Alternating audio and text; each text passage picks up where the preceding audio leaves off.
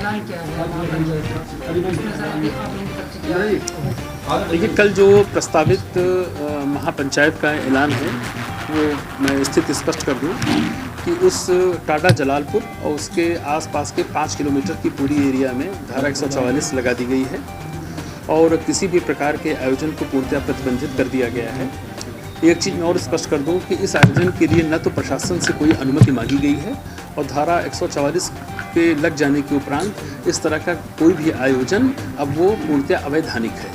ये आयोजन किसी भी दशा में नहीं हो सकता है और ये स्थिति स्पष्ट हो गई है सभी के सामने कि ये आयोजन कल आयोजित नहीं होना है। इसके अतिरिक्त कुछ लोग जो इसमें आयोजन के बारे में जो इन्वॉल्व थे करने के लिए, ऐसे 33 लोगों के विरुद्ध धारा 107-16 जो हमारी CRPC की होती है उनको बाउंड डाउन कर दिया गया है और हैवी मुचलके पर। और इसमें अगर किसी प्रकार का उल्लंघन होगा तो इसका जो प्रोसीजर होता है CRPC का, उसके तहत कार्रवाई की जाएगी। माननीय सुप्रीम कोर्ट का भी के समक्ष यह प्रकरण आज आया भी था और माननीय उच्चतम न्यायालय के आदेशों का अक्षरशः पालन सुनिश्चित किया जाएगा। पुलिस और प्रशासन की तरफ से सारी तैयारियां पूरी कर ली गई हैं और किसी को भी कानून अपने हाथ में लेने का कोई न तो अधिकार है और न ही इसकी कोई उनको अनुमति है। जो ये ऐलान किया गया था वहाँ पे 144 लगा दी गई है, जो 5 किलोमीटर का एरिया है गांव और उसके आसपास के गांव का जो 5 किलोमीटर का एरिया उसमें 144 लगा दी गई है, जिसमें किसी भी प्रकार के जमाव की, किसी भी प्रकार के असेंबली की अनुमति नहीं है और न किसी को इस प्रकार की अनुमति दी गई है। अगर वहाँ पर कोई भी व्यक्ति इस प्रकार का आता है तो वो एक अवैधानिक गतिविधि में भाग ले रहा होगा।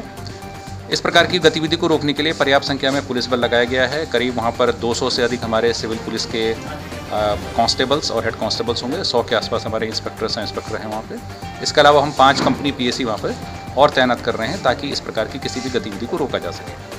यदि उसके बावजूद कोई व्यक्ति इन शर्तों का या जो एक हमने 144 वहाँ पर लगा रखी है, प्रशासन ने इसका उल्लंघन करता है या कोई ऐसा कार्य करता है जो विधि विरुद्ध है, तो उसके विरुद्ध कड़ी कार्रवाई की जाएगी। यहाँ पर मैं ये भी बता देना उचित समझता हूँ कि सारे प्रकरण की मॉनिटरिंग माननीय उच्चतम न्यायालय के द्वारा हो रही है, इसलिए हम इसमें किसी भी प्रकार का कोई कोताही या किसी भी प्रकार का हम कोई लेनियंसी नहीं कर सकते हैं। निश्चित रूप से जो कानून है उसके हिसाब से कार्य किया जाएगा। सर कुछ लोग आज गिरफ्तार, ये जानकारी पूरी नहीं है, अभी थोड़ी देर में आपको मैं पूरी जानकारी। कहा कि इसने किया तो ये मैटर ऑलरेडी इन्वेस्टिगेशन पुलिस द्वारा की जा रही है। SSP साहब आपको उसके बारे में बताएंगे। अपने आप कोई प्रिजम्पशन लेके नहीं चल सकते हो कि साहब उनकी गलती थी, आप फला को अरेस्ट करो। कोई डिक्टेट नहीं कर सकता। ठीक है, इन्वेस्टिगेटिंग एजेंसी को या किसी सक्षम पुलिस अधिकारी को कोई ये डिक्टेट नहीं कर सकता कि आप X को Y को Z को गिरफ्तार करो।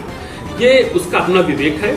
इन्वेस्टिगेशन में कई चीज़ें देखी जाती हैं, इन्वॉल्वमेंट देखा जाता है कि उसका इन्वॉल्वमेंट किस लेवल का था, क्या उसके द्वारा किए गए कार्य से विधि के किसी प्रावधान का उल्लंघन हुआ कि नहीं हुआ। इस सारी चीज़ों को होलिस्टिक वे लेकर तब उसके बाद IO अपनी कार्रवाई करता है।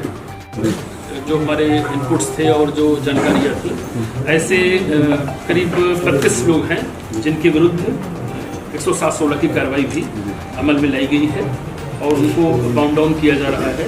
या किसी प्रकार का शांति भंग अगर करेंगे तो उनके विरुद्ध दंड प्रक्रिया संहिता की समुचित धाराओं के तहत कार्रवाई की जाएगी। पुलिस और प्रशासन की तरफ से तैयारी पूरी है।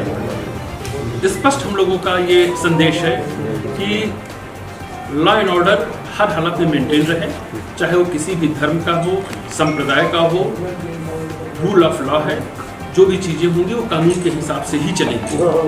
किसी के व्यक्तिगत क्या इश्यूज हैं, उनकी क्या भावनाएं हैं, इनका सबका आदर सम्मान है, लेकिन लॉ एंड ऑर्डर को किसी भी दशा में बिगड़ने नहीं दिया जाएगा और इसके लिए पुलिस और प्रशासन पूरी तरह से कटिबद्ध है और सारी तैयारियां हम लोगों ने इसकी पूरी कर ली हैं और हम लोगों का ये पूरा प्रयास है कि कल ऐसी कोई भी घटना या वारदात न हो। संक्षेप में मैं आपसे बस ये चीज़ें शेयर करना चाहता था। बाकी SSP साहब